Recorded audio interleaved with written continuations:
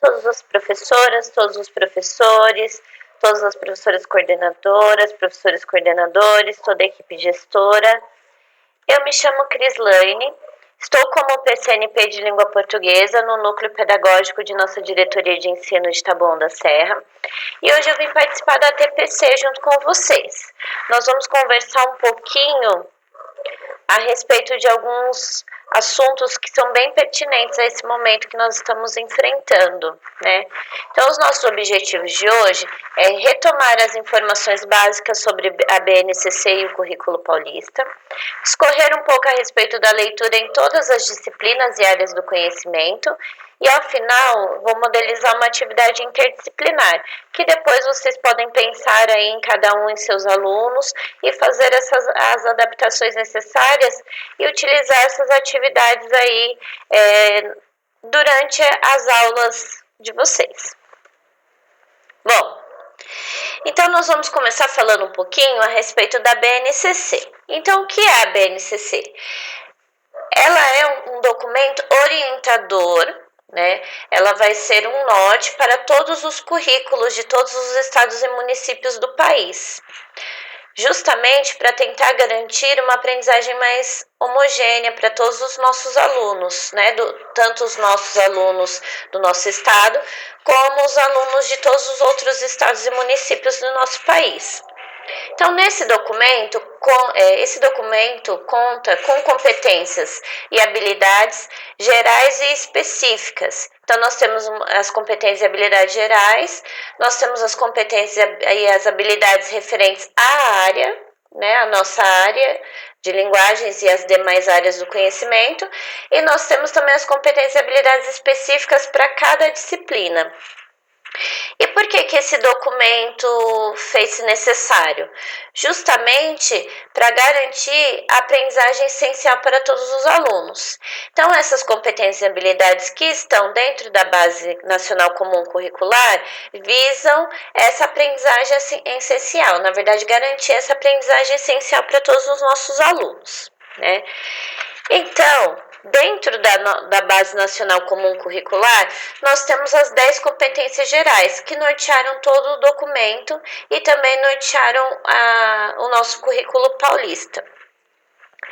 Essas 10 competências gerais, acredito eu que todos já conheçam, então a gente colocou aqui somente as palavras-chave referentes a cada uma dessas competências socioemocionais e as competências gerais da BNCC. Então, nós temos aqui a primeira, que é relacionada ao conhecimento, a segunda, que é relacionada ao pensamento crítico, científico e criativo. Nós temos a terceira, que é relacionada ao repertório cultural, a quarta, a comunicação, a quinta, a cultura digital, que está muito em voga nesse momento, inclusive. Nós temos a sexta, que é referente ao trabalho e projeto de vida, e a sétima, que é referente à argumentação. Inclusive, durante a modelização das nossas atividades, nós vamos retomar aí um pouquinho as competências 1, 2, 3, 4 e 5, né, da BNCC. Bom, após a competência 7, nós temos 3 competências que são referentes aí à questão socioemocional. Estão ligadas aí às competências socioemocionais, que é a 8 de autoconhecimento e autocuidado, a 9 de empatia e cooperação e a 10 de responsabilidade e cidadania. Principalmente nesse momento que nós estamos enfrentando, é de extrema importância que nós tenhamos essas competências socioemocionais muito bem trabalhadas em nós mesmos, né? Até para lidar com os nossos alunos, para lidar com todos os problemas que nós estamos enfrentando e que podemos enfrentar ainda mais para frente. Para falar um pouquinho sobre essas competências socioemocionais com vocês, eu chamo agora a minha amiga Natália. Ela é PCNP também na nossa diretoria de ensino, PCNP de educação especial. Então ela vai falar um pouquinho com vocês a respeito disso. E aí logo em seguida nós retomamos. Olá, bom dia, boa tarde, boa noite. A gente deseja que todos estejam bem, embora estejamos vivendo um momento difícil, não é? Então, o que eu gostaria de conversar com vocês agora é que a gente gostaria de fazer um destaque para duas competências socioemocionais. Uma delas é o autoconhecimento e o autocuidado. Então, o que a gente vive hoje? Um momento de pandemia. Como a gente consegue manter o equilíbrio nesse momento de pandemia? Então, nós estamos diante do quê? De um acúmulo de emoções negativas, estamos diante de preocupações excessivas, estamos diante de pensamentos no futuro, estamos diante da ansiedade de controlar o que é incerto. Então, existem coisas que a gente não consegue controlar e uma delas é essa questão da pandemia, ok? Então, como a gente consegue manter o equilíbrio? Bem difícil, não é? Então, nós estamos gerando sensações de quê? Estamos gerando sensações de medo, de angústia, de tristeza, de impotência, de estresse extremo. E tudo isso abala fortemente o nosso sistema imunológico. Ele excita o sistema imunológico, esse tipo de sensação, e deixa o nosso sistema imunológico impossibilitado de se defender. Como a gente pode fazer para que o nosso sistema imunológico ele possa nos defender o nosso organismo? Produzindo hormônios chamados hormônios da felicidade, não é? Endorfina, serotonina, ocitocina, dopamina. E como é que a gente faz para o nosso organismo começar a liberar esse tipo de hormônio? Então, como é que se produz? Como é que o organismo produz esses hormônios? Então, além de fazer exercícios físicos e de se alimentar com nutrientes, não é? E ter uma boa noite de sono, o que a gente pode fazer, o que você pode fazer por você hoje? É uma pergunta que a gente faz e a gente deve fazer para cada um. Então, o que você pode fazer por você hoje? Qual é a sugestão? Olhe para si, que é o momento ideal para isso, para a gente olhar para a gente mesmo, não é? E a gente se concentrar nos nossos aspectos positivos, da nossa personalidade e dos nossos comportamentos. Então, não é um momento ideal para a gente olhar para si, uma vez que a gente não está, que a gente está vivendo distanciamento social. Talvez, quando a gente estava muito próximo das outras pessoas, a gente não tinha esse tempo de olhar para nós mesmos. Então, agora é o momento em que nós temos um pouco mais de tempo para olharmos para nós mesmos, não é? Outras dicas. Ouça música, cante, dance, faça arte ou, sei lá, faça qualquer outra coisa que te traga prazer. O importante não é você dançar se você não gosta de dançar. O importante é você fazer algo, você buscar algum recurso que te traga prazer. Se trouxer prazer para você, o seu organismo começa a produzir os hormônios da felicidade, ok? E a segunda competência que a gente gostaria de abordar, que é a competência socioemocional, da empatia e cooperação. Esse é um momento ideal também para a gente exercitar a empatia e a cooperação. Então, num primeiro momento, né, no caso do autocuidado, autoconhecimento, o que eu posso fazer por mim? E agora, no segundo momento, o que eu posso fazer pelo outro? Então, exercitar a empatia, o que é? Colocar-se no lugar do outro com todos os nossos sentidos, né? Há uma pesquisa da Espanha que diz que a gente recebe informação apenas 11% pelos ouvidos e 83% pelos olhos. Então, significa que nem sempre quando a gente está ouvindo a outra pessoa, a gente realmente está compreendendo o que ela quer dizer. Principalmente nesses momentos, não é? De incertezas e de medos. Talvez essa forma de ouvir, olhando nos olhos da outra pessoa, mesmo que seja pelo celular, por uma videochamada, é importante para a outra pessoa que ela entenda e compreenda e sinta que está sendo ouvida de fato por nós, Tá? Então, quando a gente se coloca no lugar do outro, a gente não deve ematir juízo de valor e a gente não deve impor o nosso ponto de vista. A pessoa que está falando conosco, ela tem um ponto de vista muitas vezes diferenciado do nosso. Então, devemos nos despir do nosso ponto de vista para que a outra pessoa se sinta à vontade e entenda que ela conseguiu passar a mensagem para nós e nós conseguimos compreender essa mensagem, tá bom? Então, gente, esse é um momento de fazer uma corrente do bem.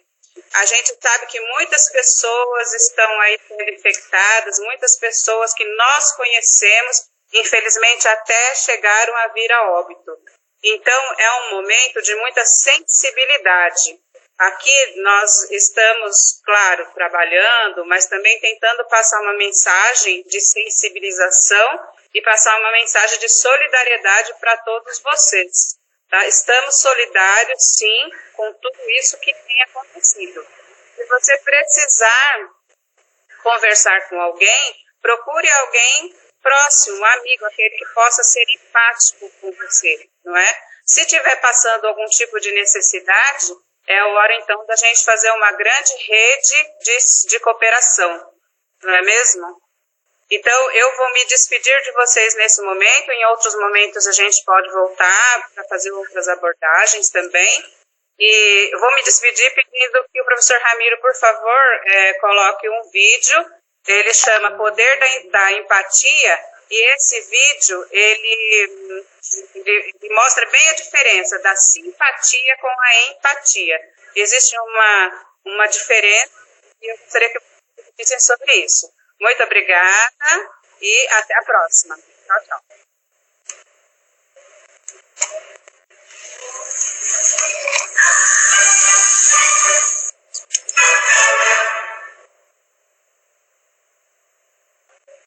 So what is empathy, and why is it very different than sympathy?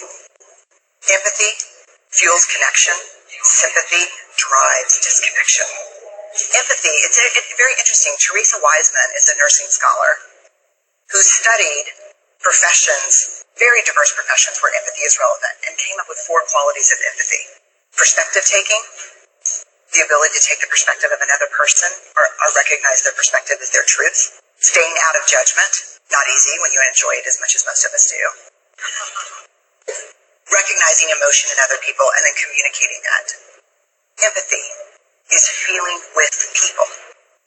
And to me, I always think of empathy as this kind of sacred space where someone's kind of in a deep hole and they shout out from the bottom and they say, I'm stuck, it's dark, I'm overwhelmed. And then we look and we say, hey, I'm down. I know what it's like down here, and you're not alone. Sympathy is, ooh, it's bad, no. You want a sandwich? Empathy is a choice, and it's a vulnerable choice, because in order to connect with you, I have to connect with something in myself that knows that feeling. Rarely, if ever, does an empathic response begin with at least. And we do it all the time. Because you know what? Someone just shared something with us that's incredibly painful, and we're trying to silver lining it. I don't think that's a verb, but I'm using it as one. We're trying to put the silver lining around it. So, I had a miscarriage. At least you know you didn't get pregnant. I think my marriage is falling apart. At least you have a marriage. John's getting kicked out of school. At least Sarah is an A student. But one of the things we do sometimes in the face of very difficult conversations is we try to make things better. If I share something with you that's very difficult, I'd rather you say, I don't even know what to say right now, I'm just so glad you told me. Because the truth is, rarely can a response make something better. What makes something better is connection.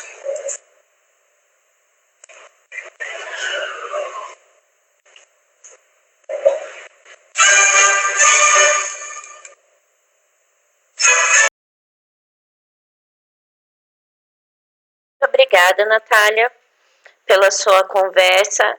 nesse momento, como nós já falamos, é de extrema importância pensarmos aí nessas competências socioemocionais e realmente trabalhá-las nesse momento tão difícil que nós estamos passando.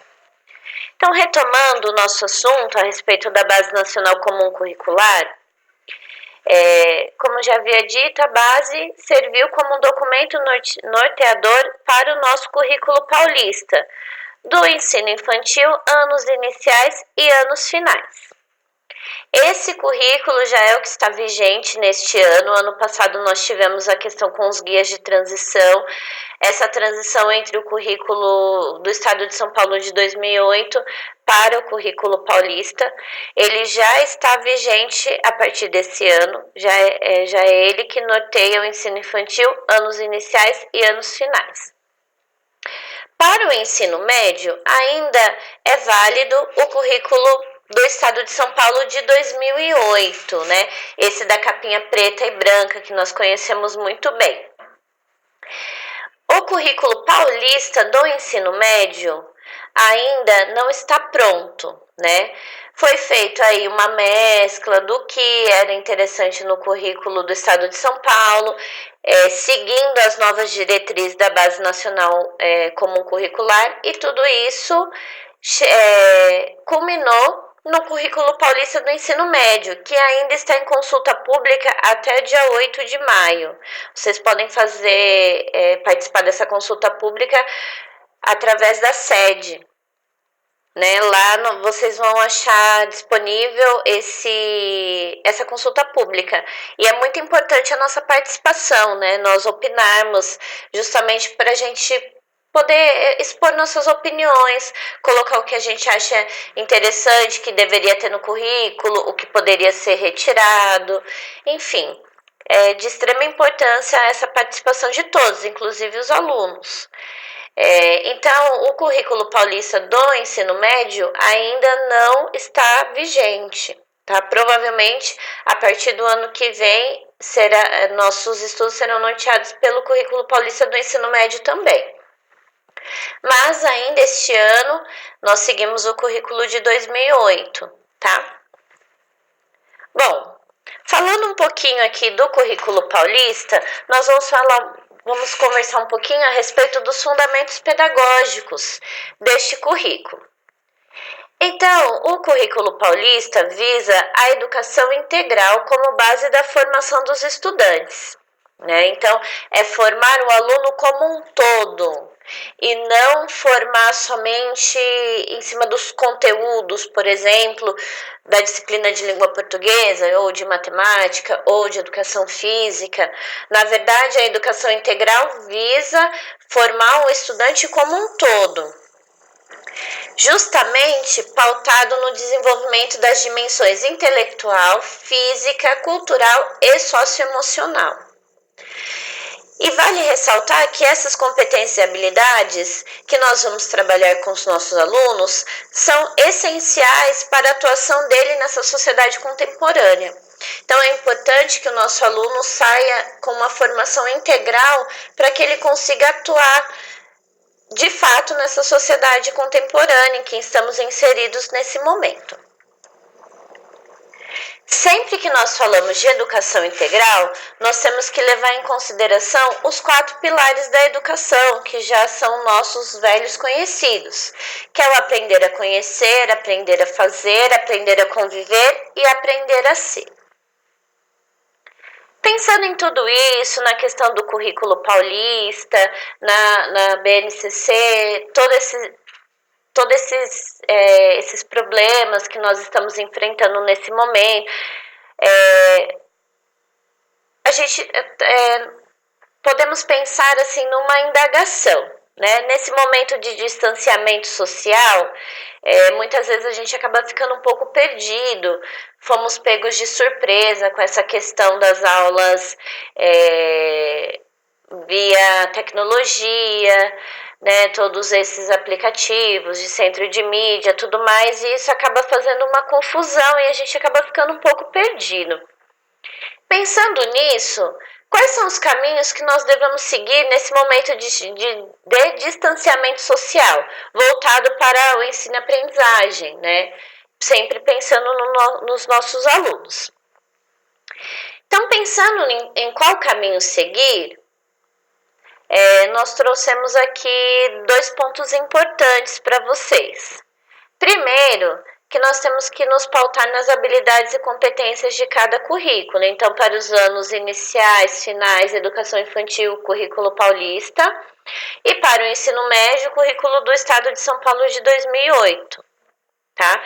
Além disso, é de extrema importância que nós façamos a análise e o diagnóstico das habilidades fragilizadas dos nossos alunos. Por quê? Esse trabalho, inclusive, já tem sido feito, a gente já viu que tem sido feito aí no decorrer das últimas semanas. A gente tem que primeiro basear-se nessas habilidades que estão fragilizadas, tentar recuperá-las da melhor forma possível, né? Mas não ficar somente nelas. Essa análise diagnóstica é de extrema importância, trabalhar com essas habilidades fragilizadas. Vocês podem se pautar tanto nas habilidades fragilizadas do SARESP, né? Vocês podem acessar o Foco Aprendizagem, dar uma olhada, inclusive da média histórica, quais são as habilidades que vêm fragilizadas há um tempo dentro da unidade escolar de vocês. Ou então vocês também podem trabalhar com as habilidades da avaliação diagnóstica de entrada, que vocês conseguiram fazer a aplicação dela aí no comecinho do ano. Ela nos traz também algumas pistas, alguns fatores e algumas habilidades fragilizadas que seria interessante que nós trabalhássemos. Depois de fazer essa análise, esse diagnóstico, de fazer algumas atividades de recuperação dessas habilidades fragilizadas, é interessante que nós comecemos a trabalhar com as habilidades do primeiro bimestre. Para isso, como o primeiro bimestre existiu essas quebras no meio do primeiro bimestre, a SEDUC nos enviou algumas habilidades que são essenciais a serem trabalhadas no primeiro bimestre. O documento é uma planilha de Excel, ele tem essa cara, né? Ele já foi enviado às escolas, provavelmente vocês já tenham esse documento em mãos. Aqui eu printei a tela de língua portuguesa, mas logo abaixo vocês podem ver que tem várias abinhas nesse documento e aqui nós temos habilidades de todas as disciplinas para todos os anos e séries. Então, é importante que depois de analisar, diagnosticar e fazer uma recuperação dessas habilidades fragilizadas, que a gente entre nas habilidades do primeiro bimestre em si. Lembrando que o primeiro bimestre vai até dia 29 de maio. Bom, posto tudo isso, nós vamos começar a conversar um pouquinho a respeito da leitura permeando aí todas as áreas do conhecimento e todas as disciplinas. Para isso, eu trouxe algumas reflexões para vocês. Então, o que a compreensão dos diferentes textos que circulam nos diferentes meios de comunicação requerem do aluno e do professor? Isso é algo para a gente pensar, refletir um pouquinho. Além dessa questão, eu trouxe mais algumas questões aí para nossa reflexão, né? Então pensem um pouquinho nesse momento, se quiserem até parar o vídeo, fazer as anotações a respeito dessa reflexão, seria bem interessante para depois você conseguir fazer essa comparação com os pressupostos teóricos que virão a seguir, com a modelização da atividade, também para pensar um pouquinho nas próximas atividades que vocês irão elaborar. Então, nós temos aqui, que espécie de texto você costuma utilizar em suas aulas? Pense um pouquinho, quais textos que você costuma utilizar nas suas aulas? Depois, quais as diferenças e semelhanças há entre ler uma notícia, ler um conto de aventuras, um artigo de opinião ou um poema, por exemplo? Existem semelhanças e diferenças para fazer a leitura desses textos. Quais seriam elas? C. O que você costuma fazer quando o seu aluno não consegue entender o texto? Então, como que você media esse problema? E a D. Qual relação há entre as questões A, B e C e a preparação da aula de sua disciplina. Então, o que esses 3 itens interferem, qual a relação que eles têm na hora que você senta para preparar as suas aulas. Então, esse é o momento de reflexão, pensem um pouco, façam as anotações de vocês. Infelizmente, nesse momento, a gente não pode estar presente, né, presencialmente, para fazer essa discussão em grupo, para a gente ter uma conversa mais aprofundada, mas façam essa reflexão, cada um de vocês.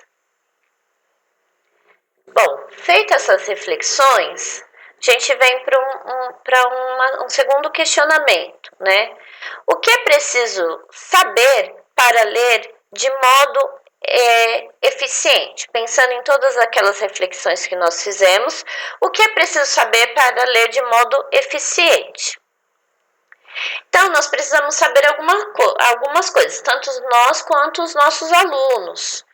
Nós precisamos saber, por exemplo, as características do texto. Qual é o gênero textual, qual é o portador, qual é o suporte desse texto. Por que nós precisamos saber disso? Porque diferentes textos requerem do leitor diferentes maneiras de ler. Requer a mobilização de capacidades diversas. Também requer a utilização de procedimentos especificamente adequados às suas características.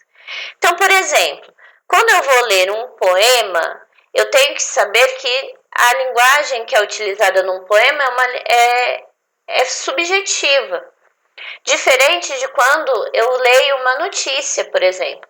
Porque a notícia tem que trazer fatos. Então, tem que utilizar uma linguagem mais objetiva. E o poema pode utilizar uma linguagem subjetiva, né? Então, requer aí capacidades diferentes e diferentes maneiras de ler. Então, por exemplo, também, quando eu leio um poema, quando eu escuto uma música ou quando eu vou interpretar um conto, é importante que a gente consiga recuperar o contexto histórico que aquele texto foi criado. Por quê? Porque sabendo o contexto histórico, a gente já consegue ter algumas pistas da importância daquele texto, o que o autor quis dizer com certas palavras, o que o autor quis dizer com certas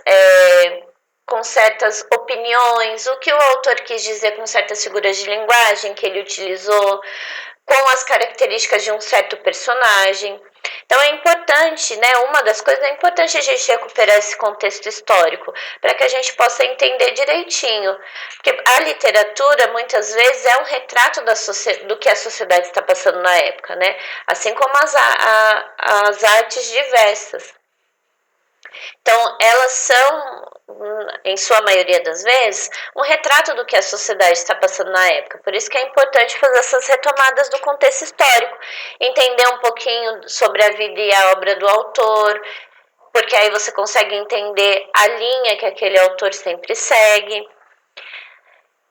Por exemplo, também, quando nós vamos ler uma HQ, a gente precisa fazer a relação entre a linguagem verbal e a linguagem não verbal, inclusive até o formato dos balões que são utilizados. É importante que nós saibamos tudo isso para ter uma compreensão melhor do nosso texto. Além disso, nós precisamos saber também as capacidades que o leitor vai precisar mobilizar para compreender o texto. E quais são essas capacidades? Elas podem ser relativas à aquisição do sistema de escrita. Então, por exemplo, um texto que é trabalhado no primeiro ano dos anos iniciais é diferente de um texto trabalhado na primeira série do ensino médio, que pressupõe-se que o aluno já tenha um amadurecimento dessa aquisição do sistema de escrita. A compreensão do texto, é importante conhecer algumas estratégias de leitura, né, que eu já citei até algumas no slide anterior.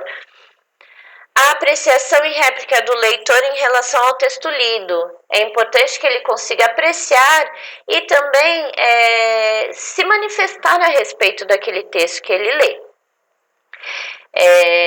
Essa questão da aquisição do sistema de escrita, da compreensão do texto, apreciação da réplica, tudo isso são coisas de extrema importância para o aluno conseguir se posicionar frente ao texto lido. Além disso, nós precisamos saber os procedimentos que o leitor pode utilizar no processo de leitura, e esses procedimentos ele utilizará visando buscar uma determinada informação, verificar se a compreensão que teve foi adequada, retornar trechos de um texto articulando-os, articular trechos elaborados com linguagens diferentes, marcar trechos para recuperação depois, entre outros procedimentos. Então, quando eu vou propor a leitura de um texto, o que eu quero do meu aluno? Que ele só busque uma informação? Que ele entenda o texto como um todo? Para ele conseguir entender esse texto como um todo, é importante ele retornar sempre, fazer a leitura novamente dos parágrafos, fazendo essa ligação entre um parágrafo e outro, fazendo essa ligação entre as imagens que podem aparecer junto a esse texto, fazer essa ligação de intertextualidade entre textos parecidos. Então, é importante nós termos todos esses procedimentos que o leitor pode utilizar durante o processo de leitura, entre vários outros procedimentos. Posto tudo isso, do que é preciso saber para ler de modo eficiente, nós chegamos a um outro questionamento. O que é preciso saber para ensinar a ler? Porque ensinar a ler não é uma tarefa fácil. É algo que demanda assim, um esforço muito grande. Então, é de extrema importância que nós entendamos o que é preciso saber para ensinar a ler. Então, dentre outras coisas, é preciso saber que o ensino é uma atividade verbal. Portanto, dentro da sala de aula, fala-se, ouve-se, escreve-se e lê-se. De acordo com a Katia Bracklin, que é uma das autoras que serviu de subsídios para essa apresentação, ela deixa bem claro isso, que dentro da sala de aula nós temos que falar, ouvir, escrever e ler. Por quê? Porque o professor vai utilizar principalmente a linguagem verbal para articular todas as outras linguagens dentro da sala de aula. Então, é muito difícil que o professor entre numa sala de aula e não tenha que se utilizar da linguagem verbal para articular todo o conhecimento, para articular todo o conteúdo, as habilidades e competências que ele quer trabalhar e que ele quer que aquele aluno consiga apreender. Então, é de extrema importância a gente ter isso em mente, que o processo de aprendizagem é um processo majoritariamente verbal, que a gente sempre vai utilizar essa linguagem verbal dentro da sala de aula. Claro, a gente utiliza outras linguagens também, mas majoritariamente nós utilizamos a linguagem verbal para fazer aí a articulação entre todas as outras linguagens.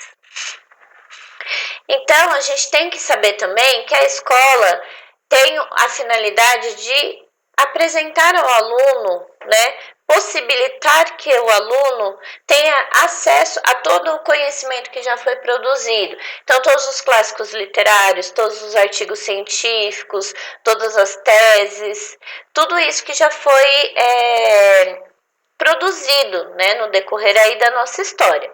Então, é nosso papel fazer a seleção desses conhecimentos, e os aspectos que a gente considera relevante para tratar com o nosso aluno, Sempre pensando na competência e na habilidade que a gente pretende que o nosso aluno apreenda, tá? Então, o que mais nós precisamos saber, Partindo de tudo que foi discutido, até agora, a gente chega numa conclusão, que nós lemos e escrevemos em todas as disciplinas. Porque normalmente, quando fala-se em leitura, quando o aluno tem algum problema de compreensão textual, normalmente o professor de língua portuguesa é o primeiro a ser cobrado. Mas, tendo em vista que todo o processo de ensino-aprendizagem é pautado na linguagem verbal, e todas as disciplinas utilizam textos de diversos gêneros diferentes, a gente pode sim concluir que a leitura e a escrita está englobada em todas as disciplinas, não somente dentro da disciplina de língua portuguesa. Em outras palavras, nós podemos dizer que todo professor necessita ser um auxiliar do aluno no processo de construção de sentidos do texto. Então, todo professor de todas as disciplinas precisa ser um mediador para auxiliar esse aluno na sua compreensão da leitura e escrita. Bom, posto isso, nós precisamos pensar um pouquinho também a respeito do que requer do professor, né? O que requer do professor a tarefa de assumir esse papel de mediador no processo de leitura em uma disciplina. Então, requer que, primeiro, o professor avalie a adequação do texto para o trabalho com o conteúdo pretendido. Então, ele tem que estudar aquele texto previamente e ver se ele está de acordo com o conteúdo e as habilidades pretendidas para aquela aula. Além disso, é importante que não somente o professor de língua portuguesa, mas todos os professores conheçam a proficiência do seu aluno. Então, até que ponto esse aluno consegue ler? Qual é a proficiência dele? Ele já pode ser considerado avançado ou não? Ele está ali no meio do caminho. Então, a gente precisa entender qual que é a proficiência de leitura desse aluno, para que seja possível selecionar os textos que realmente aquele aluno vai conseguir ler. Porque senão você traz um texto de uma complexidade extrema e o seu aluno não vai conseguir entender, esse texto não vai atingir os objetivos que foram propostos. Além disso, é importante que o professor analise as características do texto, para que seja possível fazer adequações de complexibilidade. E também que o professor identifique as capacidades e procedimentos de leitura que precisarão ser mobilizados pelo aluno para compreender o conteúdo do texto. Então, nesse momento, é de extrema importância que o professor leia todos os textos que ele irá trabalhar em sala de aula. Ele tem que fazer essa leitura. Para quê? Para que ele possa antecipar possíveis questionamentos que o aluno venha a ter. Que o professor consiga trabalhar com esse aluno o antes da leitura, fazer uma preparação. Então, como já foi citado anteriormente, ver o contexto histórico que aquela obra está inserida, ver os fatos que aconteciam naquela época, entender um pouquinho do autor, entender aonde esse texto foi veiculado, porque isso também pode interferir na compreensão do texto. Fazer todo esse trabalho para preparar os alunos antes da leitura, durante a leitura e um trabalho após essa leitura também. Então, além de tudo isso, é preciso saber que a atividade que ensina a ler um texto é a leitura colaborativa. Por quê? Porque dentro da leitura colaborativa, além de nós ensinarmos como fazer para recuperar elementos dentro de um texto, além de tudo isso, ensinar o aluno a fazer inferências, fazer toda essa pesquisa anteriormente, que já foi citada. Na leitura colaborativa, a gente também manifesta-se qual é a proficiência de cada aluno, porque como é uma leitura coletiva, colaborativa, todos estão lendo ao mesmo tempo e o professor ali fazendo a mediação, o aluno também, ao se manifestar, ele também vai mostrar qual que é o seu nível de proficiência ali de leitura, né? Então, só para retomar, a leitura colaborativa é uma atividade de leitura cuja finalidade é estudar um determinado texto em colaboração com os outros leitores e com a mediação do professor. Então, é de extrema importância que o professor crie o hábito de fazer a leitura colaborativa com seus alunos. Talvez no próximo momento eu até consiga trazer um exemplo para que nós façamos juntos. É que isso não tem como ser feito com vídeo, precisa da interação das pessoas. aqui vale ressaltar que não é porque a leitura colaborativa é uma leitura que ensina realmente o aluno a ler, que você vai descartar, por exemplo, a leitura silenciosa, tá? A leitura silenciosa também faz-se importante. Mas antes de nós pedirmos essa leitura silenciosa para o nosso aluno, é importante já ter trabalhado com a leitura colaborativa, já termos ensinado ele a fazer essa análise, essa investigação dentro do texto. E também é importante que quando nós passarmos uma leitura silenciosa para o nosso aluno, que ele lê ali sozinho, que nós não disponibilizemos somente o texto e um rol de perguntas para que ele responda. É importante, mesmo na leitura silenciosa, nós fazermos a mediação. Então, trazer todos esses elementos que são importantes na pré-leitura, né, antes da leitura, para que o aluno consiga fazer a leitura do seu texto, a leitura silenciosa do seu texto. É importante sempre se pautar na leitura colaborativa, mas isso não significa que você vai descartar a leitura silenciosa, tendo todos esses cuidados de mediação. Bom, então aqui nós já percebemos que ensinar a ler é tarefa de todos os professores, né? Não somente da disciplina de língua portuguesa. Então, por exemplo, o professor de história vai trazer textos históricos com uma estrutura cronológica para trabalhar com o seu aluno. O de ciências vai discutir instruções de experiências, relatos a respeito da observação daquele experimento. Então, como diz a Isabel Solé, é de extrema importância que todos os professores trabalhem essa questão da leitura. E além disso, nós precisamos entender que a leitura envolve vários outros signos além do verbal, principalmente hoje em dia com as mídias digitais. Por exemplo, nós temos produções de texto que utilizam linguagens diversas. Então, nós precisamos lembrar que nas escolas nós ensinamos e fomentamos as práticas de leitura e escrita. Então, ou seja, nós também temos que mostrar as situações em que o aluno precisa ler e escrever e o porquê daquela leitura e daquela escrita. Principalmente dentro desses recursos tecnológicos, é de extrema importância que nós façamos essa mediação. Bom, posto todos esses pressupostos teóricos, a gente vai agora para o exemplo de atividade interdisciplinar, tá? Lembrando que essa atividade interdisciplinar, como já diz, é um modelo, é uma modelização. Vocês podem adequar da forma que vocês acharem melhor para o ano e série em que vocês lecionam, tá? É uma atividade interdisciplinar, porém eu não quis marcar qual disciplina vai trabalhar o quê, embora essa informação fique implícita, né, dentro das atividades. Vocês podem organizar junto com os seus colegas da melhor forma que acharem.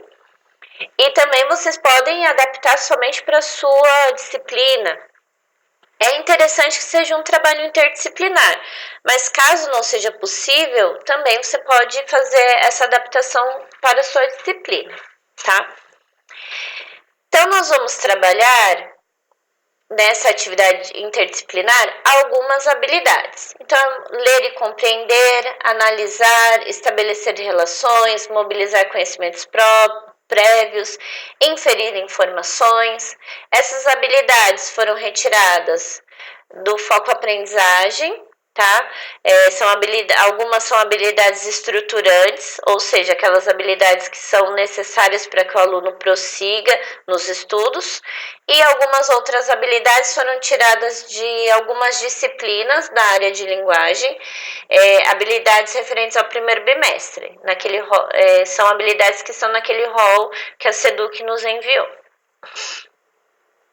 Para conduzir para ser os fios condutores dessa atividade interdisciplinar, nós vamos trabalhar com 4 textos. Primeiro, o conto Muribeca, de Marcelino Freire. Vamos trabalhar também com o trailer do documentário Lixo Extraordinário do Vicky Muniz. Vamos trabalhar com um velho conhecido nosso, né, o poema O Bicho, do Manuel Bandeira. E vamos trabalhar também com um banner, Tudo que Vai e Volta, versão em inglês. Bom, então primeiro nós temos o conto Muribeca, do Marcelino Freire, tá? Esse conto fala um pouquinho, tem uma personagem, que é uma narradora personagem, ela fala um pouquinho de como é viver no lixão, Muribeca, e esse lixão realmente existia. Era um lixão em Recife, que foi fechado em 2009. Eu disponibilizei já o texto para vocês. Creio que vocês já tenham o link aí do Drive, que já tenha todos os textos disponíveis. Para esse momento, eu preferi passar para vocês um vídeo com uma leitura dramatizada desse conto, tá? Então, vamos lá assistir esse vídeo, para depois nós retomarmos nossas atividades.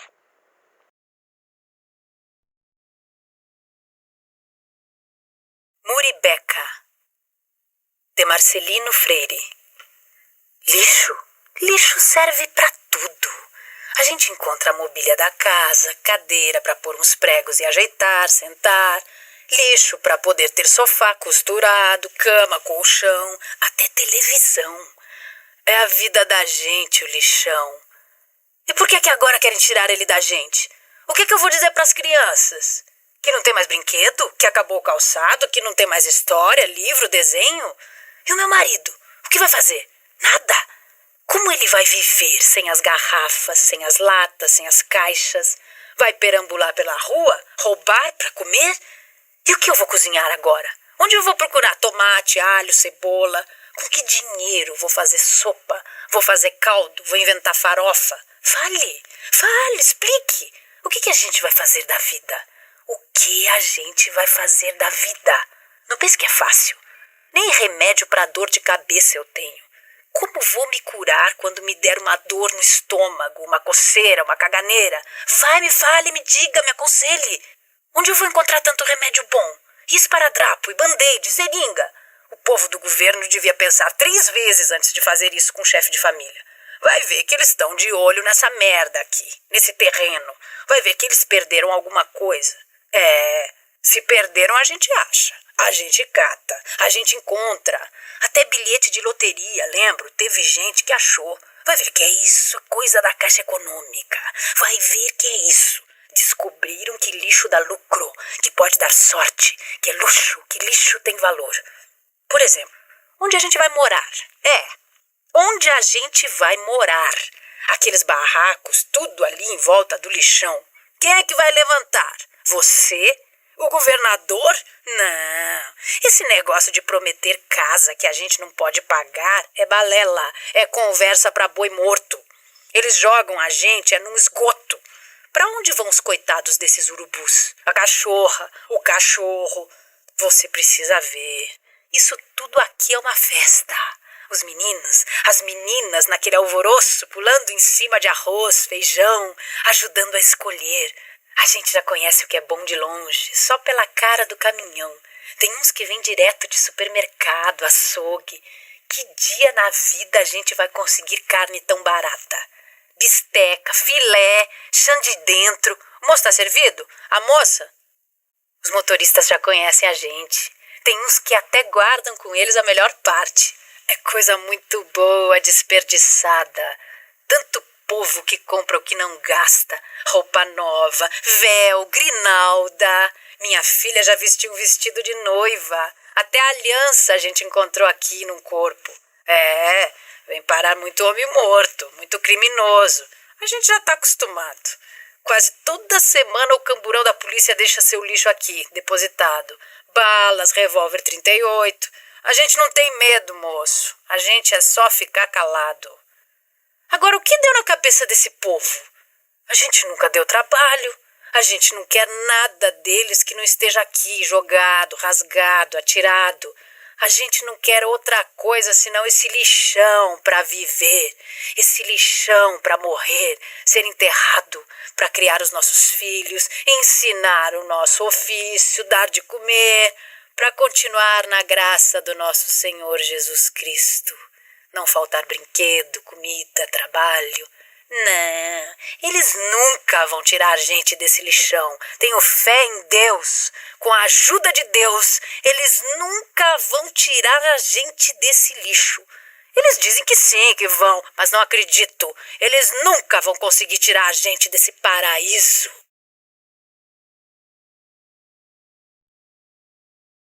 Depois de termos assistido a leitura dramatizada de Muribeca, nós vamos fazer a leitura aqui do poema O Bicho, do Manuel Bandeira. Então, esse poema já é um velho conhecido nosso, né? Vi ontem um bicho na imundície do pátio, catando comida entre os detritos. Quando achava alguma coisa, não examinava nem cheirava. Engolia com voracidade. O bicho não era um cão, não era um gato, não era um rato. O bicho, meu Deus, era um homem. Então, nós podemos solicitar, depois da leitura, nós podemos solicitar aos nossos alunos que eles façam a leitura dos dois textos, que eles assistam à leitura dramatizada, que eles pesquisem sobre a vida e a obra dos autores, que eles façam esse questionamento: o Lixão Muribeca realmente existe? Existiu? Qual é a história dele?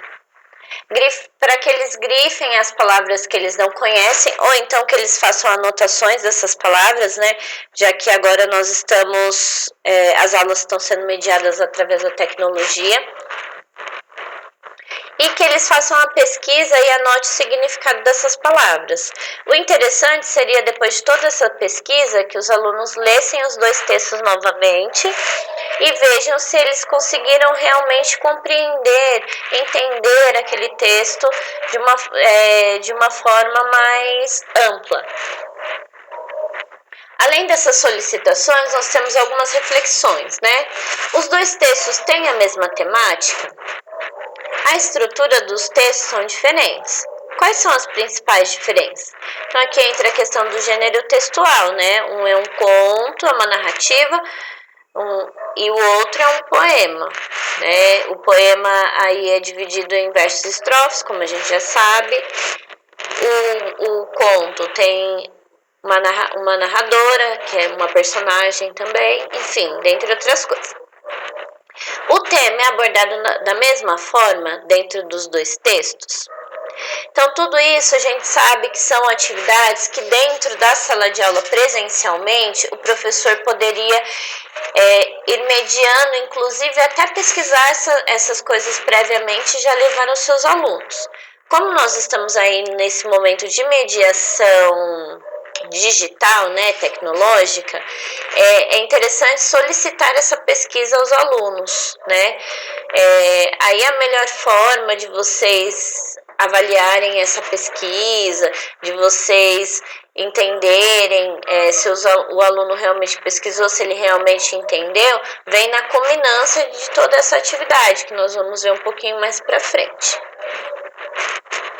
Aqui na questão do dicionário, a gente sabe que alguns talvez não tenham dicionário físico em casa, então nós temos aí alguns aplicativos de dicionário que eles podem baixar, nós temos alguns sites online que eles podem baixar também, na verdade baixar não, né, fazer a pesquisa nesses sites online da questão da pesquisa dos significados das palavras, o vídeo já vou disponibilizar para vocês com a leitura dramatizada, porque às vezes dando a ênfase certa em cada palavra, utilizando as pontuações certas na hora da leitura, fica de melhor entendimento o texto. Bom, trabalhado com esses dois textos, nós temos aqui o trailer do documentário Lixo Extraordinário do Vicky Muniz. Também eu vou passar para vocês agora.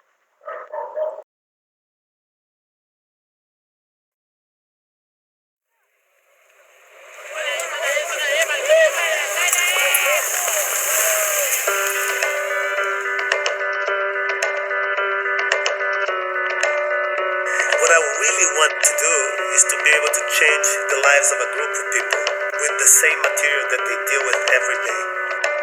Sou Vicky, mais prazer.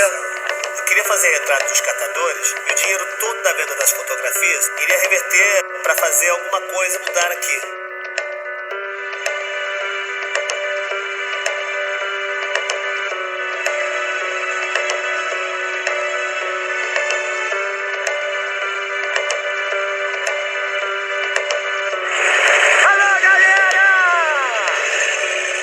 Olha só, Vicky. Isso não é futuro.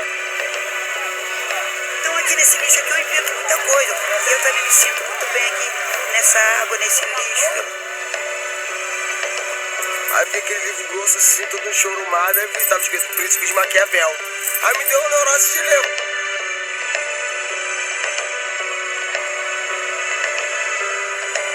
Muito bom.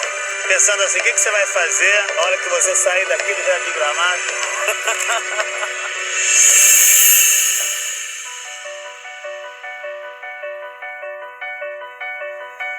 O momento onde uma coisa se transforma em outra é o momento mais bonito. Aquele momento é um momento mágico mesmo.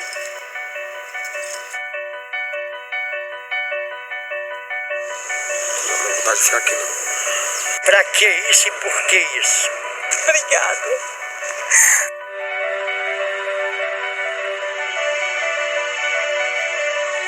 Caraca, maluco. Nunca imaginei uma obra de arte.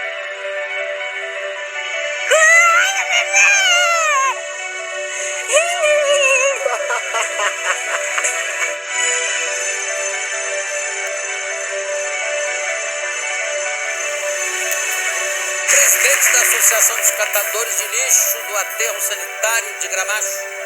E o seu retrato fez muito sucesso no leilão em Londres. Tião Santos. A gente não é catador de lixo, é catador de material reciclável. Lixo é aquilo que não tem aproveitamento, material reciclável sim.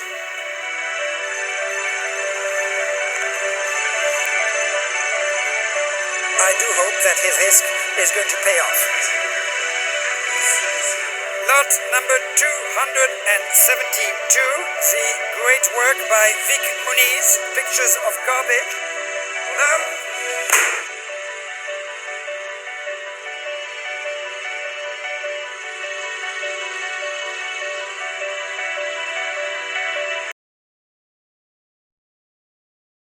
Bom, após o trailer, nós podemos fazer algumas solicitações também aos nossos alunos, né? Que eles pesquisem sobre a vida e a obra do artista plástico, né? Ou do fotógrafo e artista plástico. E quais são os principais materiais que o Vic Muniz utiliza em suas obras. Por que fazer essa pesquisa? Porque aí o aluno vai conseguir entender melhor qual era ali a temática, qual era a importância desse documentário que foi feito. Pode ser pedido também para que os alunos assistam o documentário como um todo, né, na íntegra. Porém, é um documentário um pouco extenso, talvez para que eles assistam em casa, sozinhos, sem a mediação do professor. Então, talvez os melhores recursos seja passar o trailer. Nós temos algumas resenhas críticas também do documentário disponíveis na internet. Então, talvez trabalhar com essas pesquisas e as resenhas, os resumos e o trailer do documentário seja uma saída agora. E aí, trabalhar com o documentário como um todo, no retorno, aí vai da ideia de cada professor de adaptar pensando no seu aluno. Talvez vocês tenham alunos que consigam assistir esse vídeo como um todo em casa, né? Sem essa mediação do professor ali. E aí nós temos também as outras questões para reflexão aqui. O documentário tem a mesma temática dos textos trabalhados anteriormente? O tema é abordado da mesma forma em ambos os textos? Então, são algumas reflexões aí para nós pensarmos. Depois disso, nós temos aqui o banner, tudo que vai e volta, versão em inglês, tá? No site que eu retirei esse banner, nós temos tanto a versão em português quanto a versão em inglês. Então, esse banner fala um pouquinho a respeito da importância da reciclagem, né? Que nós acabamos produzindo muito lixo e reciclamos muito pouco desse lixo, né? Então, é uma conscientização, na verdade, da importância da reciclagem, né? Nos traz aí algumas informações. E para fazer a leitura desse banner, nós podemos solicitar que os alunos tentem inferir a temática desse texto, né, desse banner, por meio da identificação de palavras que ele já conheça, possíveis cognatos, e também fazendo a relação dessas palavras que eles já conhecem, desses cognatos, fazer essa relação com as imagens presentes no banner. Porque aqui, nessa atividade, pressupõe-se que já foi trabalhado os dois textos, o Muribeca e o poema O Bicho, já foi trabalhado o trailer do Lixo Extraordinário, então o aluno já tem alguns conhecimentos prévios a respeito do texto, para que ele consiga fazer essa inferência da temática e do banner, mesmo estando em língua inglesa, tá? E aí, algumas questões para reflexão. Mesma coisa, o banner tem a mesma temática dos textos trabalhados anteriormente e o tema é abordado da mesma forma em ambos, né? Bom, nós temos aqui algumas reflexões após o trabalho feito com todos esses textos, com os 4 textos, né? Nós podemos concluir que os 4 textos possuem a mesma temática ou utilizam essa temática como um viés articulador aí. Porém, ela é abordada da mesma forma em ambos, né? Não, ela não é abordada da mesma forma em ambos, né? A gente pode perceber que são focos diferentes. Então, como que o lixão é enxergado, por exemplo, no conto Muribeca? Para a personagem do conto, o lixão, como ela fala ao final, é um paraíso.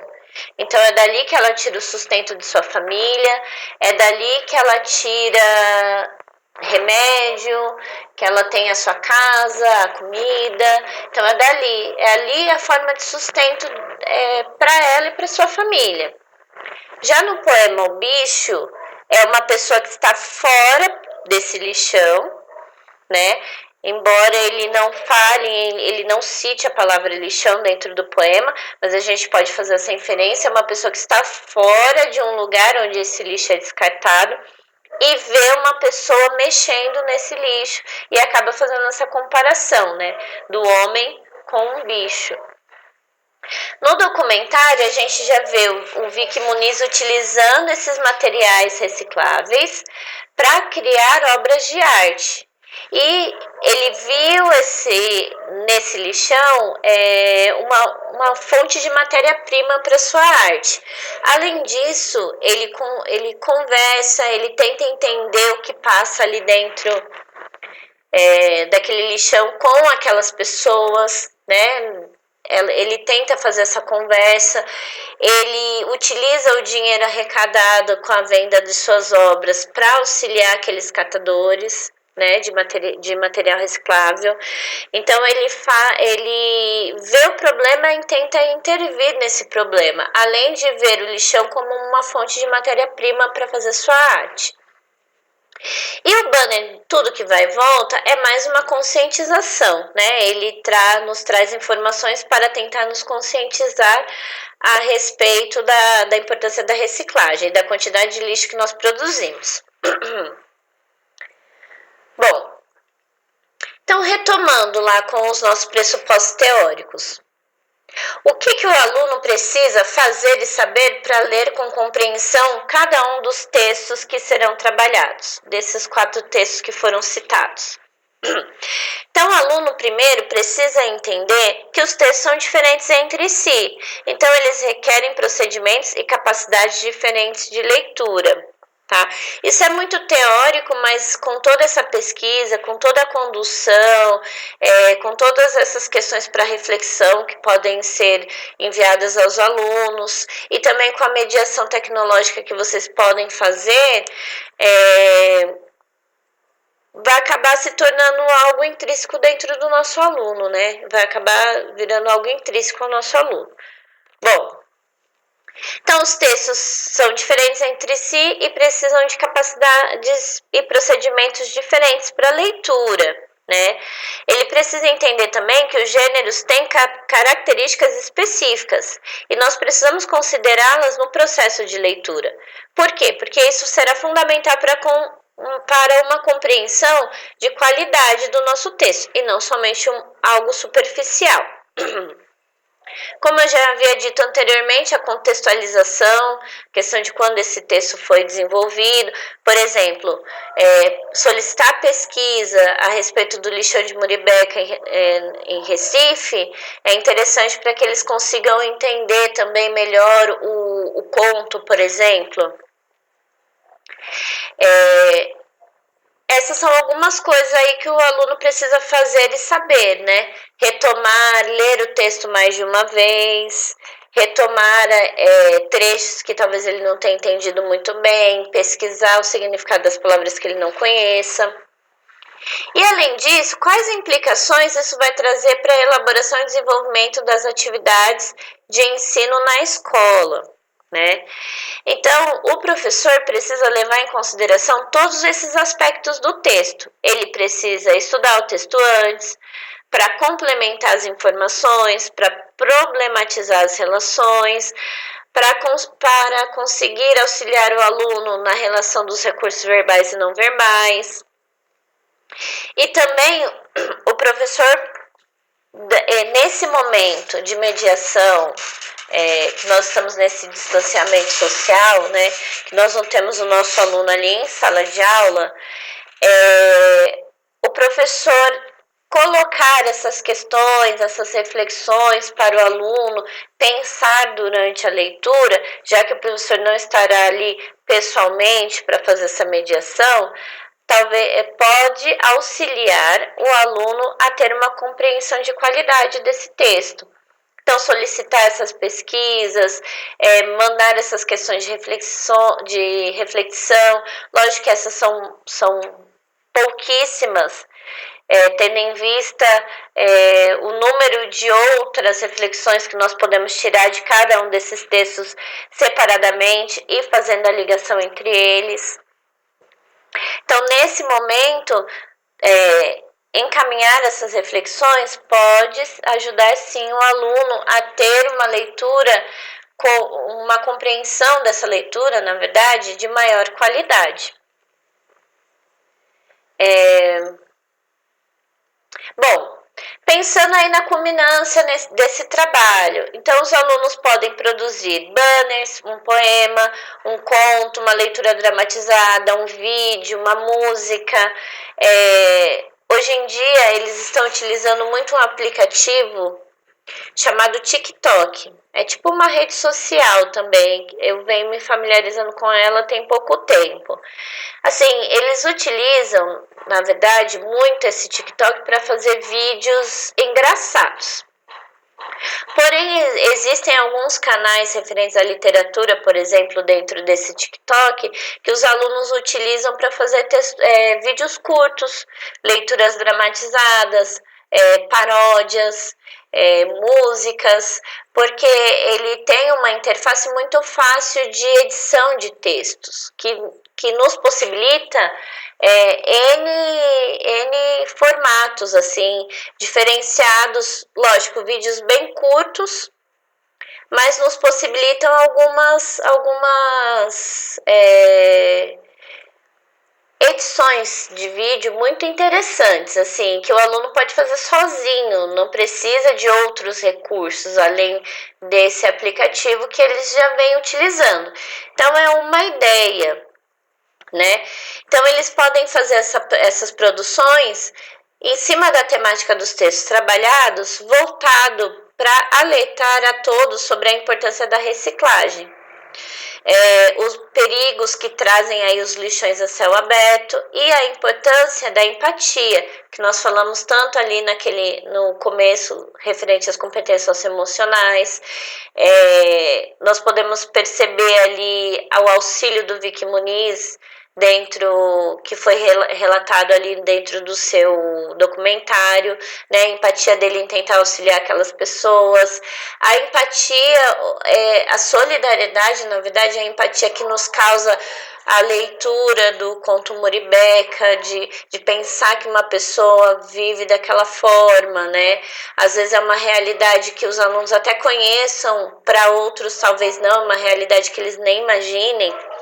Talvez só tenham visto essa questão do lixão na Avenida Brasil, né? Que foi represada, inclusive, até semana passada. Bom, então esses são alguns exemplos de culminância, tá? Claro que isso depende do seu ano série que você leciona, depende do trabalho interdisciplinar que você pretende fazer.